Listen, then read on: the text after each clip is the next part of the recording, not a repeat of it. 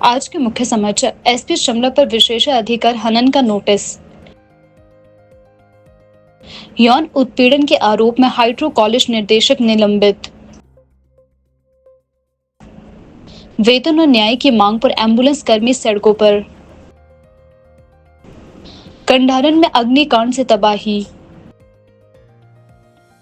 SP पर भड़के भाजपा विधायक सुधीर शर्मा। फिर बिगड़ेगा मौसम का मिजाज। राज्यपाल को जयराम ठाकुर द्वारा सौंपा गया ज्ञापन। बंजार पहुंचे मुख्यमंत्री सुखविंदर सिंह सुक्खू। विक्रमादित्य सिंह और नरेश चौहान ने की शिमला में प्रेस वार्ता। अब समाचार विस्तार से। भाजपा विधायक सुधीर शर्मा ने शिमला के पुलिस अधीक्षक संजीव गांधी के खिलाफ विशेषाधिकार हनन का नोटिस विधानसभा सचिवालय को भेजा।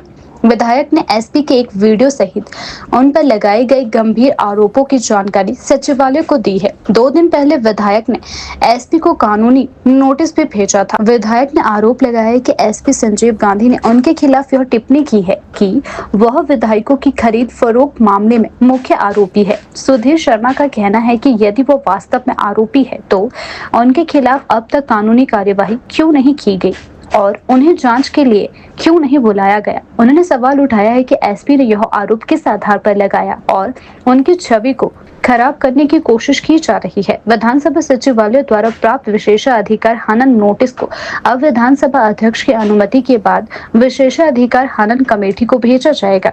यदि कमेटी को लगेगा कि विधायक के आरोप सही है तो एसपी संजीव गांधी से औपचारिक रूप से जवाब तलब किया जाएगा। यह मामला अब राजनीतिक और प्रशासनिक हलकों में चर्चा का विषय बन चुका है। आने वाले दिनों में विशेषाधिकार हनन कमेटी की कार्यवाही पर सभी की निगाहें टिकी रहेगी। हिमाचल प्रदेश में एक बार फिर मौसम करवट लेने को तैयार है। राजधानी शिमला सहित राज्य के कई हिस्सों में मंगलवार को बादल छाए रहे, जबकि धर्मशाला में दोपहर के बाद हल्की बारिश हुई है। मौसम विभाग केंद्र शिमला ने बुधवार को भी बारिश और ओलावृष्टि की संभावना जताई है। साथ ही वीरवार से प्रदेश में तूफान चलने का येलो अलर्ट भी जारी किया गया है।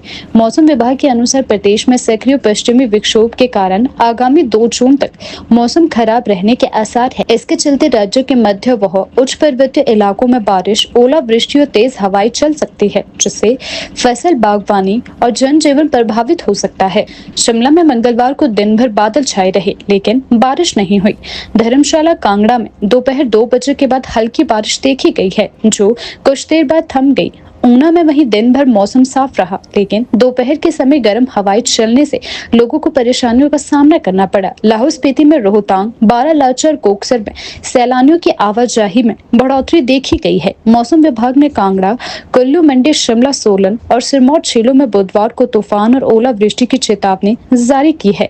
विभाग ने कहा है कि अगले 24 घंटों के दौरान अधिकतम तापमान में कोई बड़ा बदलाव नहीं होगा।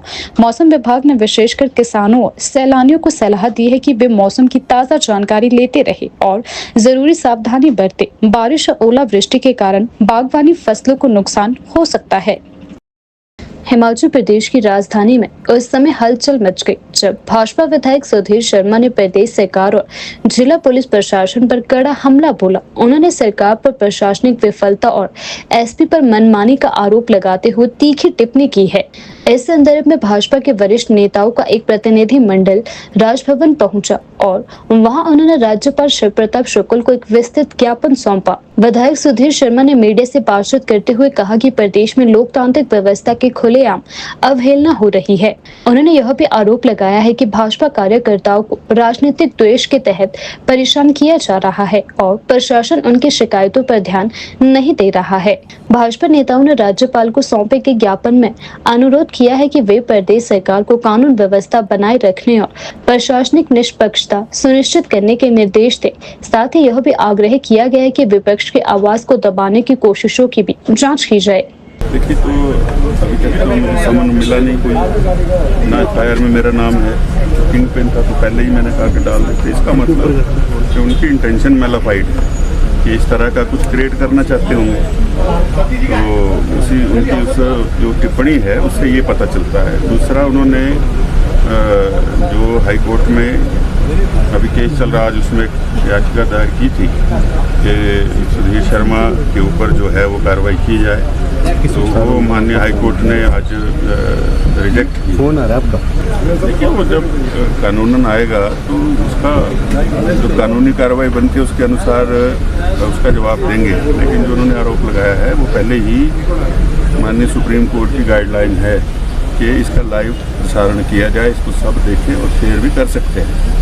जानबूझकर नहीं, वो तो सबसे ज़रूरी हिस्सा ही वो था कार्रवाई का, तो उसका तो चलना बनता ही था कि लोगों को पता चले।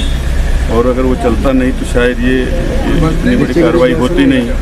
और जिसको लेकर के पूरी हमारी पार्टी और प्रदेश के लोग और बहुत सारे लोग चाहते हैं कि निष्पक्ष कार्रवाई हो, तो वो कार्रवाई होती नहीं है। तो तब जाकर ये सारी परिस्थितियाँ हुई हैं।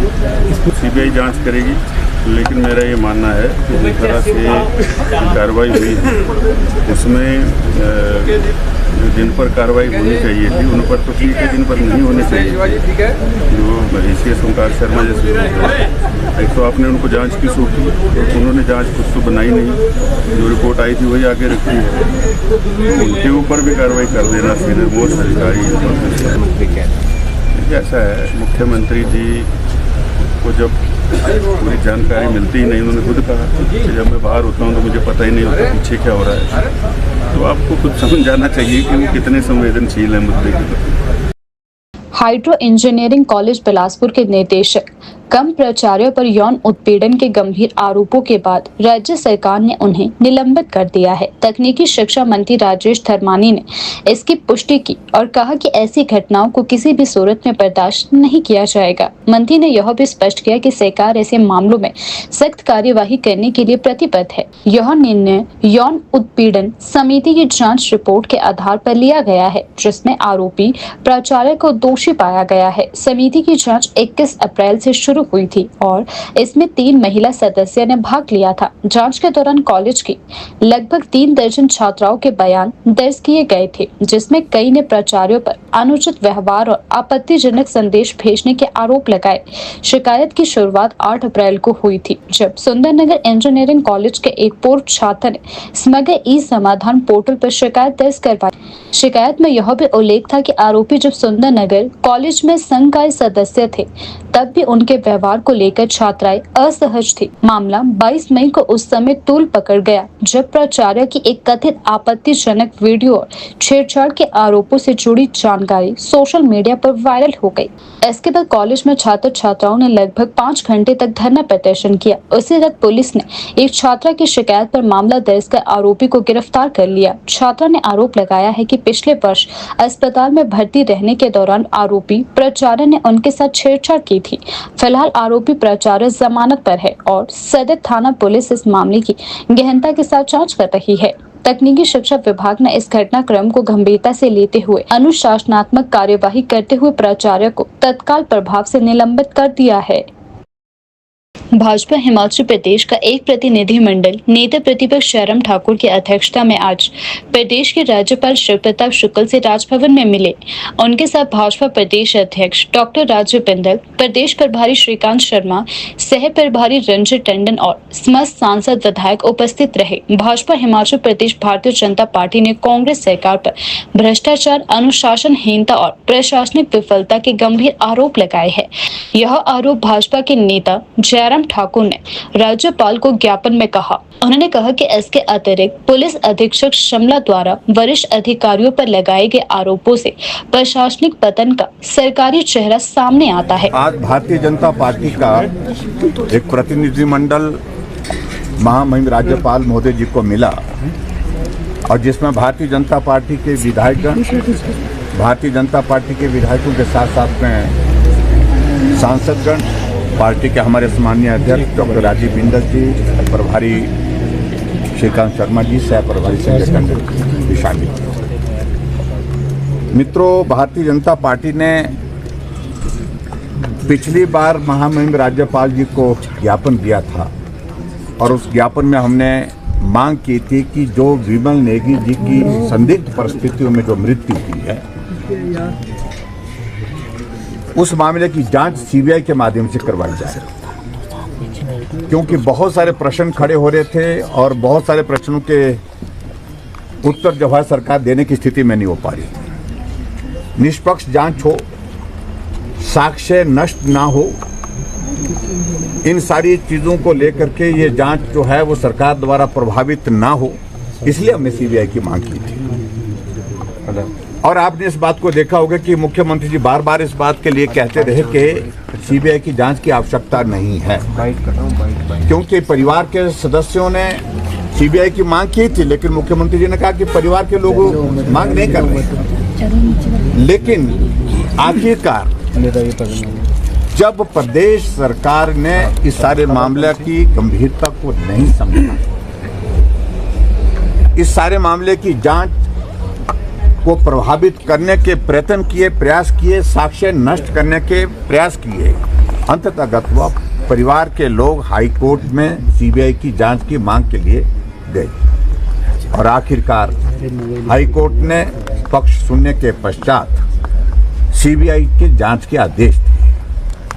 और ऐसी सूरत में जब सीबीआई के जांच के आदेश हो गए, उसके बाद अगला घटनाक्रम जो है वो सारी चीज की जानकारी महामहिम राज्यपाल जी को भी हमने दी और आप सबके साथ भी हमने साझा की है। एसपी शिमला प्रेस कॉन्फ्रेंस करते हैं, गंभीर आरोप डीजीपी के ऊपर लगाते हैं, गंभीर आरोप एसीएस होम के ऊपर लगाते हैं, गंभीर आरोप हिमाचल प्रदेश के चीफ सेक्रेटरी के ऊपर लगाते हैं, पूर्व डीजीपी के खिलाफ लगाते हैं और भारतीय जनता पार्टी के ऊपर लगाते हैं, भारतीय जनता पार्टी के विधायक सुधीर शर्मा के ऊपर लगाते हैं। पुलिस एक अनुशासित संगठन है, यानी कि एक डिसिप्लिन फोर्स है, लेकिन इस प्रकार से पत्रकार वार्ता में इस हद तक जाना, वो समझ में सबके आता है कि वो अपनी मर्जी से नहीं गए। जो भी कुछ कहा, जो कुछ किया उनने, वो मुख्यमंत्री की सहमति से किया, मुख्यमंत्री की जानकारी में सारी चीजें की। और उसके बाद आगे बढ़कर के जो उन्होंने बातें कही, डीजीपी के ऊपर आरोप लगाए कि चिट्टा के तस्करों को संरक्षण देने की बात कही, ये और भी गंभीर मामला है। ऐसी सूरत में और ऐसी सूरत में जांच होनी चाहिए थी, उस व्यक्ति के खिलाफ कार्रवाई होनी चाहिए थी। लेकिन एक बात को लेकर के मैं जरूर कहना चाहता हूं कि मुख्यमंत्री दिल्ली से वापस आते हैं, कहते हैं कि 2 दिन तक मुझे तो जानकारी नहीं पत्रकार वार्ता में, और मुख्यमंत्री जी इस बात को लेकर के कहते हैं कि अगर परिवार के लोग मुझसे मांग करते, सीबीआई की मांग करते, तो मैं सीबीआई की जांच के आदेश देता। कितनी बार करनी थी बात? परिवार के लोगों ने एक बार नहीं अनेक बार सीबीआई की जांच की मांग की, और उल्टा ये हुआ कि सीबीआई की जांच के बाद, आदेश के बाद, सीबीआई को जो रिकॉर्ड सुपुर्द करना था वो प्रदेश सरकार ने करने से बाधा डाली, उसको रोका गया। ऐसी सूरत में जब सीबीआई की टीम शिमला आकर के एसपी शिमला से जो हमारी जानकारी है उसके मुताबिक संपर्क करती है, तो एसपी शिमला कहते हैं कि मैं ऑफिस में नहीं हूं, मैं किसी निजी कार्य से बाहर गया हूं, और रिकॉर्ड जो है वो देने के लिए मना किया। और आपने इस बात को देखा कि मुख्यमंत्री जी ने एक और विषय, एक पेन ड्राइव से जुड़ा हुआ विषय का जिक्र किया है प्रेस कॉन्फ्रेंस में। उसमें कहा कि अगर हमें जानकारी मिली कि उसको फॉर्मेट कर दिया है, लेकिन मैं आपको बताना चाहता हूं कि जो फॉर्मेट किया था उसको रिट्रीव कर दिया गया है। तो इसका मतलब क्या है कि हमारा शक जो था, आशंका जो थी, वो सही साबित हुई, क्योंकि सबूत को नष्ट करने की बात मुख्यमंत्री ने एक तरह से स्वयं स्वीकार की है। और इसके अलावा जो गंभीर टिप्पणी मुख्यमंत्री जी ने की है हाई कोर्ट के जज के फैसले को लेकर के, हाई कोर्ट के फैसले को लेकर कि हिमाचल प्रदेश के किसी पुलिस के अधिकारी को इस जांच में शामिल ना किया जाए, ये कोर्ट का आदेश है। मुझे लगता है कि वो टिप्पणी से उनको बचना चाहिए थी, वो टिप्पणी उनको नहीं करनी चाहिए थी। वो कोर्ट के खिलाफ एक तरह की अवमानना है, कोर्ट का फैसले का अपमान है। और आगे बढ़कर के उन्होंने कहा कि हिमाचल प्रदेश में कितने जो है जज जो है वो हिमाचल के रहने वाले हैं। इन तमाम सारी बातों को ध्यान में रखते हुए पहले तो सरकार ने, क्योंकि एसपी ने बात कही कि हम जो एलपीए में जाने वाले हैं, एलपी में जाने का फैसला मुख्यमंत्री ने कहा कि बहुत फजीहत हो गई, सोचा होगा कि उसके बाद उन्होंने इस फैसले को बदल दिया, उसमें गए नहीं। अधिकारियों के ऊपर जो कार्रवाई की है उस सारी चीज़ को लेकर के मैं इतना ही कहना चाहता हूं कि पुलिस के जो पर्टिकुलर जो एसपी ने जिस प्रकार से जो वायलेशन की है सारे सर्विस कंडक्ट ऑफ रूल की, तो मुझे लगता है कि उनकी तो बर्खास्ती होनी चाहिए थी। हिमाचल प्रदेश में आपातकालीन सेवाओं से जुड़े 108 और 102 एम्बुलेंस कर्मियों ने मंगलवार रात 8 बजे से 24 घंटे की हड़ताल शुरू कर दी है। यह हड़ताल बुधवार रात 8 बजे तक जारी रहेगी, जिसके चलते प्रदेश भर में एम्बुलेंस सेवाएं पूरी तरह ठप हो गई है। सेतु से संबंध एम्बुलेंस कर्मचारी यूनियन ने यह हड़ताल श्रम कानूनों के उल्लंघन, न्यूनतम वेतन न मिलने और कर्मचारियों के साथ प्रताड़ना के खिलाफ बुलाई है। यूनियन का आरोप है कि सरकार और संबंधित एजेंसियां न्यायिक आदेशों को लागू नहीं कर रही है और कर्मचारियों की समस्याओं की लगातार अनदेखी कर रही है। नेशनल हेल्थ मिशन के अधिकारियों के साथ हुई बैठक में मांगों पर कोई ठोस निर्णय न होने के कारण यूनियन ने हड़ताल का फैसला बरकरार रखा। यूनियन नेताओं ने साफ कहा है कि ड्राइवर और EMT इमरजेंसी मेडिकल टेक्नीशियन हड़ताल के दौरान कोई भी सेवा नहीं देंगे। यूनियन की प्रमुख मांगे निम्नलिखित है। कर्मचारियों को सरकारी नियमानुसार न्यूनतम वेतन दिया जाए, 12 घंटे कार्य करने पर डबल ओवरटाइम वेतन का भुगतान किया जाए, नियमित छुट्टियों का प्रावधान किया जाए, गाड़ियों की मरम्मत व बीमा के दौरान कर्मचारियों का वेतन न काटा जाए, हाई कोर्ट, लेबर कोर्ट व श्रम विभाग द्वारा न्यूनतम वेतन को लेकर दिए गए निर्देशों को तत्काल लागू किया जाए, कर्मचारियों को अनावश्यक रूप से ड्यूटी से बाहर रखने और धमकाने डराने की घटनाएं बंद की जाए। यूनियन ने चेताया है कि यदि उनकी मांगों को शीघ्र सकारात्मक कार्यवाही के साथ नहीं किया गया तो आंदोलन को उग्र किया जाएगा। उन्होंने सरकार और प्रबंधन से तत्काल हस्तक्षेप की मांग की है ताकि आपातकालीन स्वास्थ्य सेवाएं प्रभावित हो सके और कर्मचारियों को न्यायपूर्ण अधिकार मिल सके। हिमाचल प्रदेश के मुख्यमंत्री सुखविंदर सिंह सुक्खू अपने 2 दिवसीय दौरे पर बुधवार सुबह बंजार पहुंचे, जहां उनका शाही रोपा में लोगों ने भव्य स्वागत किया। इस अवसर पर मुख्यमंत्री ने बंजार क्षेत्र को लगभग 75 करोड़ रुपए की लागत से बनने वाली 21 विकास योजनाओं की सौगात दी, जिसमें सड़क, पुल, पेयजल और अन्य बुनियादी सुविधाएं शामिल है।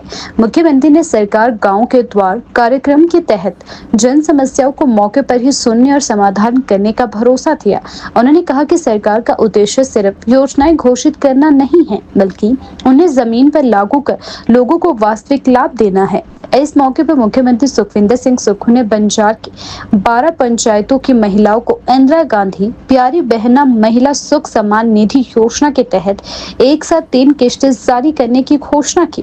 उन्होंने कहा कि महिलाओं का आर्थिक सशक्तिकरण सरकार की प्राथमिकता है। मुख्यमंत्री ने कहा कि हाल ही में आपदा में बंजार घाटी के 223 मकान पूर्ण रूप से क्षतिग्रस्त हुए, जबकि 800 मकानों को थोड़ा नुकसान पहुंचा था। सरकार अब प्रभावितों को 7 लाख रुपए की सहायता दे रही है ताकि वे दोबारा से अपने घरों को बसा सके। साथ ही मुख्यमंत्री ने पूर्ववर्ती भाजपा सरकार पर तीखा हमला करते हुए कहा कि 5 वर्षों तक भाजपा सरकार ने गांव के लोगों की कोई सुध नहीं ली है, किसानों, बागवानों, पशुपालकों के हितों की अनदेखी की है, चुनाव जीतने के लिए 5,000 करोड़ की रेवड़ियां बांटी और प्रदेश को 75,000 करोड़ रुपए के कर्ज में डुबो दिया।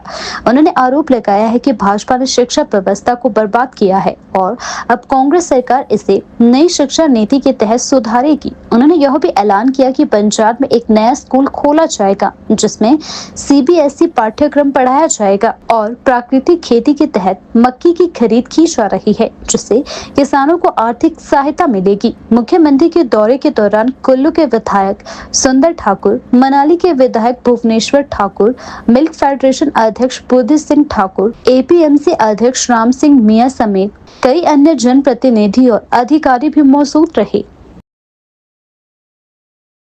हिमाचल प्रदेश में सियासी तापमान एक बार फिर चढ़ गया। राज्य सरकार की ओर से एक बड़ी कार्यवाही के बाद भाजपा प्रतिनिधि मंडल राजभवन पहुंचा। वहीं लोक निर्माण मंत्री विक्रमादित्य सिंह और मुख्यमंत्री के मीडिया सलाहकार नरेश चौहान ने सचिवालय में पत्रकारों को संबोधित करते हुए विमल नेगी मामले पर सरकार के अहम फैसलों की जानकारी दी। प्रेस वार्ता के दौरान मंत्री विक्रमादित्य सिंह ने कहा कि सरकार कानून और व्यवस्था बनाए रखने के लिए प्रतिबद्ध है। विमल नेगी मामले की निष्पक्ष जांच सुनिश्चित की जाएगी और दोषियों को बख्शा नहीं जाएगा। नरेश चौहान ने कहा कि सरकार ने इस पूरे मामले को गंभीरता से लिया है और प्रशासनिक स्तर पर कई ठोस कदम उठाए गए हैं। साथ ही उन्होंने कहा कि प्रदेश की छवि को खराब करने की कोशिश की जा रही है। सरकार की इस कार्यवाही के विरोध में भाजपा नेताओं का एक प्रतिनिधि मंडल राज्यपाल से मुलाकात करने राजभवन पहुंचा। भाजपा ने सरकार पर पक्षपात और राजनीतिक बदले की भावना से कार्यवाही करने का आरोप लगाया है। यह मामला अब राज्यों की राजनीति का अहम मुद्दा बन चुका है और आने वाले दिनों में इसके और भी बड़े राजनीतिक असर देखने को मिल सकते हैं। जिस तरह का घटनाक्रम पिछले कुछ दिन से प्रदेश के अंदर घटा है और उस पे आज भारतीय जनता पार्टी के सभी आला नेताओं ने महामहिम राज्यपाल जी को जो है ज्ञापन सौंपा है आरोप पत्र के रूप में, और उसमें बहुत सी मांगे भी की है। मैं समझता हूं कि वो तथ्यहीन भी है। हर तरीके की इंक्वायरी के लिए सरकार तैयार है, सीबीआई की इंक्वायरी के लिए सरकार तैयार है। और पिछले कल भी 2 दिन पहले भी जो आदरणीय मुख्यमंत्री जी ने जो प्रेस को संबोधित किया, उसमें इस बात को बिल्कुल साफ तरीके से कहा कि जहां तक इसमें जो समझता हूं कि जो एक्शन इस पे सरकार ने लेना था वो बड़े स्पष्ट तरीके से पिछले कल मुख्यमंत्री जी ने लिया है, सरकार ने लिया है। चाहे वो एसीएस होम है, चाहे वो डीजीपी है, चाहे वो एसपी शिमला है, क्योंकि ग्रॉस डिसिप्लिन या किसी भी तरीके की अनुशासनहीनता को सरकार जो है वो बर्दाश्त नहीं करेगी और इसके ऊपर एडमिनिस्ट्रेटिव रूप से कार्रवाई जो है वो करवाई गई है। उनको लीव पे भेजा गया है और आने वाले समय में जो है इसकी आगामी कार्रवाई सरकार द्वारा करवाई जाएगी। मगर मैं यहाँ पे मुख्य रूप से ये बात कहने आया हूँ और सरकार की ओर से ये बात कहने आया हूँ कि जहाँ तक सीबीआई को ये जांच देने की बात थी, हम माननीय हाई कोर्ट के निर्णय का समर्थन करते हैं और बड़े क्लियरली मुख्यमंत्री जी ने ये बात करी है कि इसको फर्दर जो है किसी भी रूप में, चाहे वो एलपीए के रूप में या फर्दर इसको एसएलपी के रूप में चैलेंज नहीं किया जाएगा। इन टोटलिटी हम इसको अग्री करते हैं और सीबीआई हर तरीके से हर एस्पेक्ट को जो है वो छानने के लिए, उसमें इन्वेस्टिगेट करने के लिए जो भी सहयोग इसमें प्रदेश सरकार की ओर से उनको चाहिए, वो निश्चित तौर से, चाहे वो एडमिनिस्ट्रेटिव रूप से है, चाहे वो पुलिस के रूप से है, वो उनको दिया जाएगा। तो मैं ये आज इसलिए आपके बीच में जो है वो यहाँ पे आया हूँ क्योंकि जिस तरीके से जब एक पिटिशन हाई कोर्ट में दी जाती है और हाई कोर्ट उस पर निर्णय ले लेता है तो वो पिटिशन इनफ्लक्चुअस हो जाती है। तो वैसे ही जो ये मांग यहाँ पे आदरणीय गवर्नर से कर रहे हैं, मैं समझता हूँ कि एक किस्म से ये मांग तो इनफ्लक्चुअस है, इसका कोई औचित्य ही नहीं है। जब already the matter is under investigation, the already an FIR in the matter has been registered by the Central Bureau of Investigation in Delhi, और उसमें मुख्यमंत्री जी वो is also the home minister of the state, उन्होंने बड़े categorically ये बात कही है कि हम हर तरीके से जो है वो पूरा सहयोग सेंट्रल एजेंसीज का करेंगे। तो इसमें मैं समझता हूं कि फर्दर किसी तरीके की राजनीति की आवश्यकता नहीं है। तो जिस तरीके से आज ये आरोप और काउंटर आरोप राज्यसभा जो है राजभवन जाकर माननीय सभी नेताओं ने, भाजपा के नेताओं ने लगाने की कोशिश करी है, मैं समझता हूं कि ये राजनीति से प्रेरित है और इसका निश्चित तौर से हर तरीके से हम काउंटर करने के लिए सरकार के माध्यम से इसको पूरी तरीके से करवाया जाएगा। इसका भी मैं आपको पूर्ण रूप से जो है वो विश्वास दिलाना चाहता हूं। और जैसा मैंने आपको कहा, अगेन आई एम रीइटरेटिंग कि हम चाहते हैं कि जो स्वर्गीय विमल नेगी जी है उनके परिवार के सदस्यों को न्याय मिलना चाहिए। हिमाचल प्रदेश के शिमला जिले के उप तहसील देहरा की ग्राम पंचायत घोड़ना के गांव कंडारन में मंगलवार देर रात एक भीषण अग्निकांड में 4 परिवारों के मकान धू-धू करके जल गए, जिसमें लगभग 25 लाख रुपए की संपत्ति का नुकसान हुआ है। हालांकि राहत की बात यह है कि घटना में कोई जानी नुकसान नहीं हुआ है। प्राप्त जानकारी के अनुसार आग की चपेट में आए मकान मस्तराम ठाकुर, चेतराम ठाकुर, सही राम ठाकुर और सुरेंद्र ठाकुर के थे। आग लगने की सूचना मिलते ही स्थानीय ग्रामीणों और अग्निशमन विभाग की टीमों ने मौके पर पहुंचकर आग पर काबू पाने की कोशिश की। आग इतनी भीषण थी कि पूरे मकान को जलने से नहीं बचाया जा सका। पुलिस और प्रशासन से प्राप्त जानकारी के अनुसार चारों मकान लकड़ी के बने हुए थे। इस शैली के कारण आग ने तेजी से फैलते हुए पूरे ढांचे को अपनी चपेट में ले लिया। मकान में कुल 14 कमरे थे, जिसमें से 12 कमरे 3 मंजिला मुख्य भवन में और शेष 2 कमरे 2 मंजिला रसोई घर में स्थित थे। सभी कमरे पूरी तरह जलकर राख हो चुके हैं। प्रारंभिक जांच में शॉर्ट सर्किट को इस भीषण अग्निकांड का संभावित कारण माना जा रहा है। तेज लपटों ने आसपास के एक स्थानीय मंदिर को भी अपनी चपेट में ले लिया, जिससे उसे बाहरी तौर पर हल्का नुकसान पहुंचा है। आग देर रात लगी जब अधिकांश लोग सो रहे थे। अचानक आग की लपटें और धुआं देखकर गांव में अफरा तफरी मच गई। ग्रामीणों ने तत्काल प्रशासन और अग्निशमन विभाग को सूचना दी और स्वयं बाल्टियों व पाइपों से आग बुझाने का कार्य शुरू किया। घटना की सूचना मिलते ही स्थानीय प्रशासन और पुलिस टीम मौके पर पहुंची। पुलिस ने मामला दर्ज कर जांच शुरू कर दी है।